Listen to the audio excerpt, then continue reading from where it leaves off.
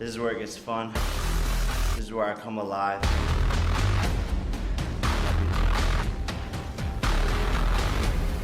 A lot to say. We're just ready to show up, and Jake's in good shape. His mind is very locked in and focused for this. So, we're all looking forward to this. Jake Paul is deep into an intense heavyweight training camp in Miami as he gears up for his December 19th showdown with Anthony Joshua.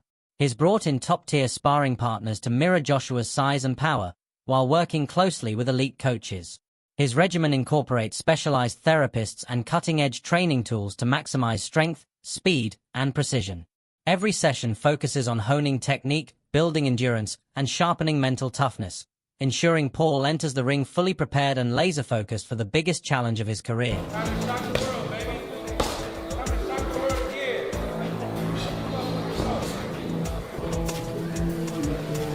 Jake Paul's training camp ahead of his clash with Anthony Joshua showcases a level of dedication few truly understand.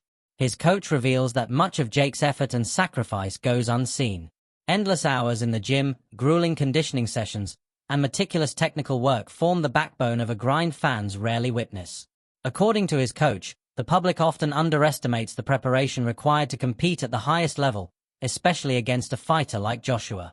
Every day, Jake faces physical exhaustion and mental strain, but he pushes through with relentless determination, proving a seriousness that goes far beyond mere spectacle. Jake sacrificed a lot to get ready for the last fight, on top of releasing the new brand W, and so he needed a break. And so we took a month off, got right back in there, and now we're getting ready for Mike. And we're not as heavy as we were before, which is a plus for us. I didn't want us to go back up, but you can guarantee he's gonna be ready to fight night.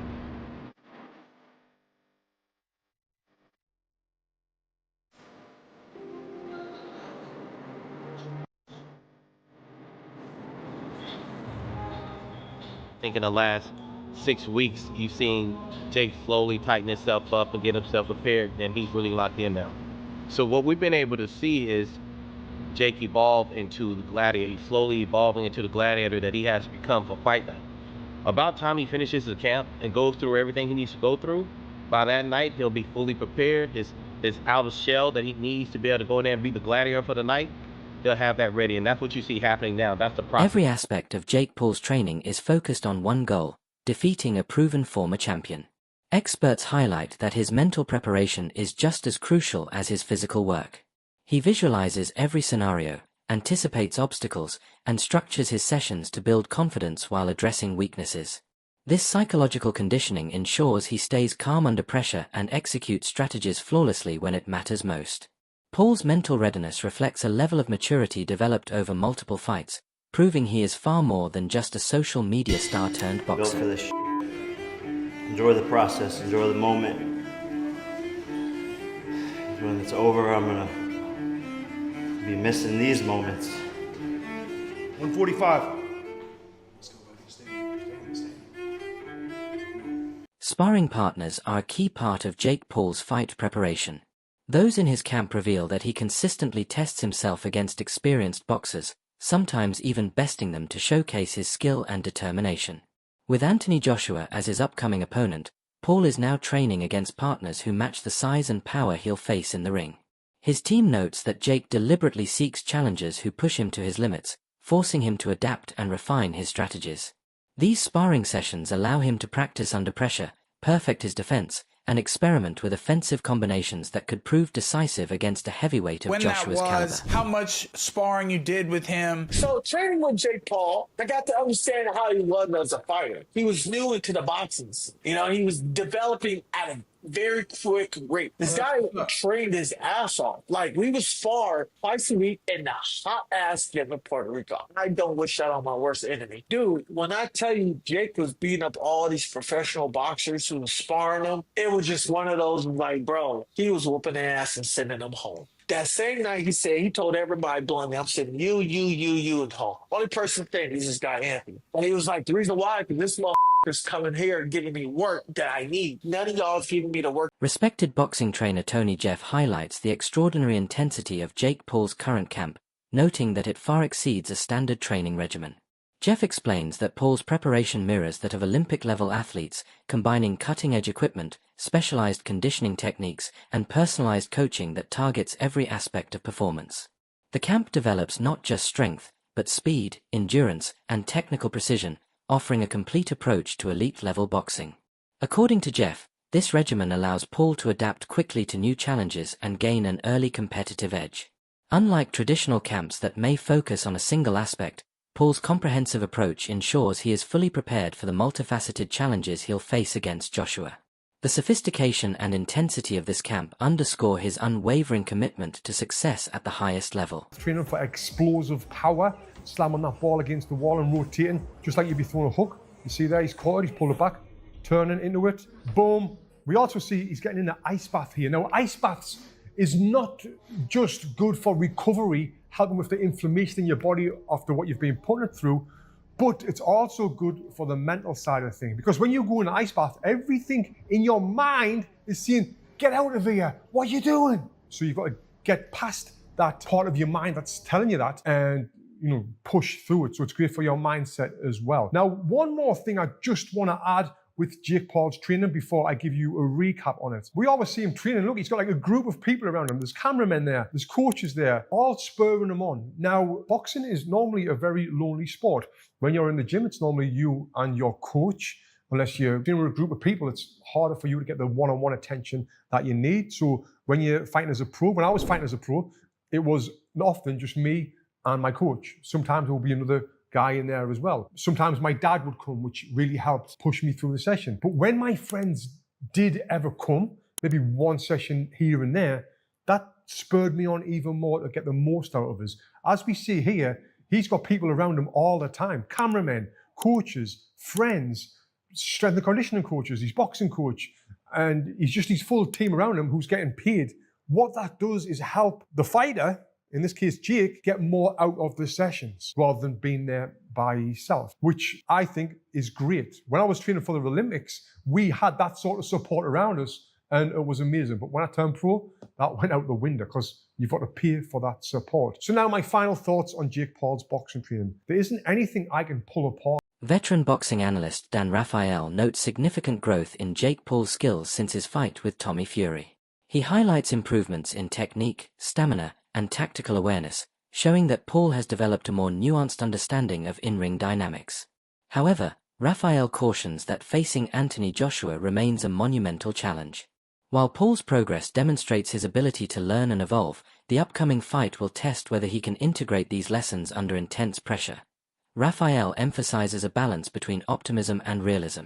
Advancing as a fighter is clear, but taking on a former unified champion demands flawless execution and strategic thinking. He warns against overconfidence, noting that self-belief is essential, but relying too heavily on it without acknowledging Joshua's experience and power could be dangerous.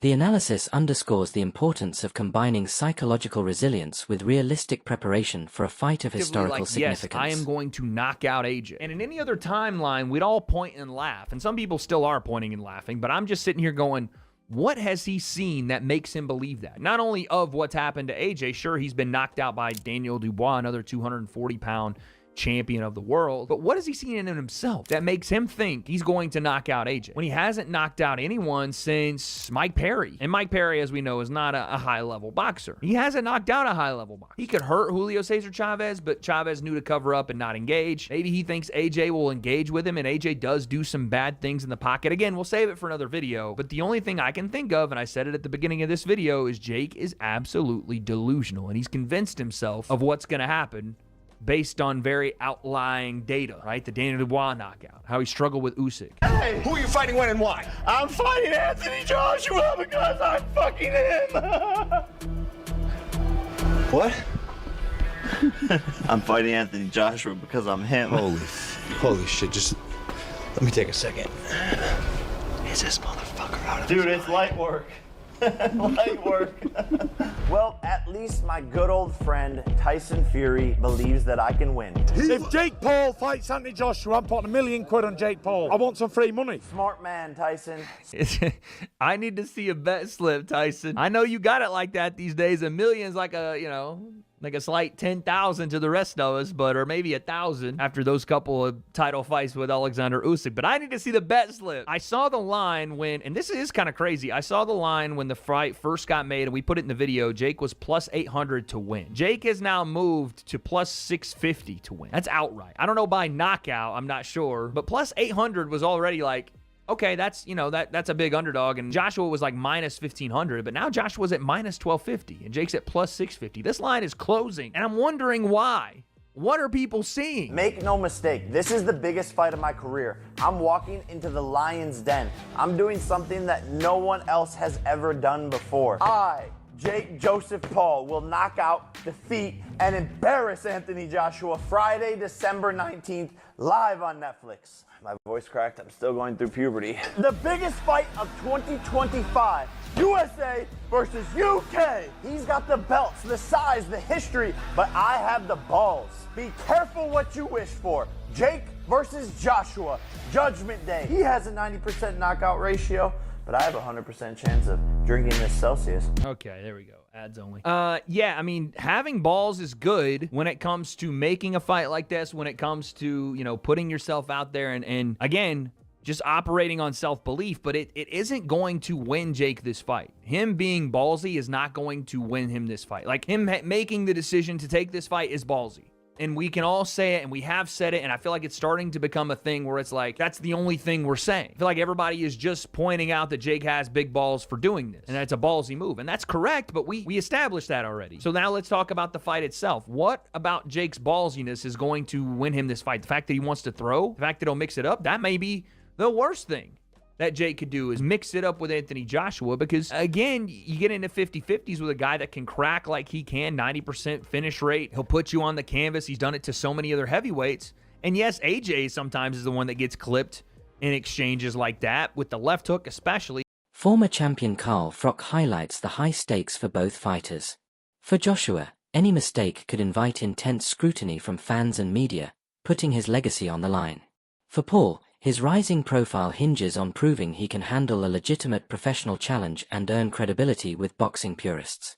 Froch frames the matchup as a pivotal moment where reputation, skill, and career trajectory all intersect.